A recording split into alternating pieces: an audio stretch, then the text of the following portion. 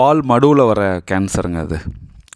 இந்த கேன்சர் எப்படி வருது, ஏன் அப்படிங்கிறதுக்கு நமக்கு தெரிஞ்ச விதம் என்னென்னா, குட்டி போட்டு அந்த குட்டிக்கு அந்த 1 மாதம் 2 மாதம் பால் கொடுக்கணும்.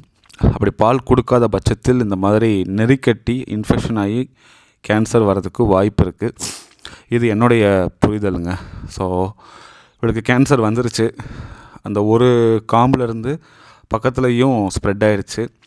ஒருவேளை நம்ம அதை ரிமூவ் பண்ணுறோம், கட் பண்ணி எடுக்கிறோம் அப்படின்னாலும் மறுபடியும் அங்கங்கே வந்துகிட்டே தான் இருக்கும். இதை ஸ்டாப் பண்ணுறதுக்கு பெருசாக மருத்துவங்கிறது ரிமூவ் பண்ணுறது தான் வாய்ப்பு. பட் ஆனால் அதுவுமே இந்த பிள்ளைக்கு எந்தளவுக்கு பாசிபிள்னு தெரியல. சரி, ஓகே, நம்ம கேன்சருக்கு கீமோதெரப்பி முயற்சி பண்ணுவோம். ஒரு டோஸ் ஆஃப் கீமோதெரப்பி கொடுத்துருக்கோம். அவர் ஃபீட் பண்ணுற பிள்ளை தான், அந்த பாட்டி தான் பார்த்துக்கிறாங்க. நீங்கள் அந்த வீடியோவில் பார்த்துருப்பீங்க. இப்போ அவர் தான் வீட்டில் வச்சுருக்காரு. நான் கீமோதெரப்பி எந்தளவுக்கு வேலை செய்துன்னு பார்ப்போம். வேலை செய்யாட்டினா ஆப்ரேஷன் அந்த மாதிரி யோசிக்கணும்.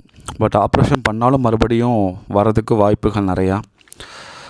சில நோய்களுக்கு நம்ம மனசை கல்லாக்கணும். அப்போ தான் நல்லது.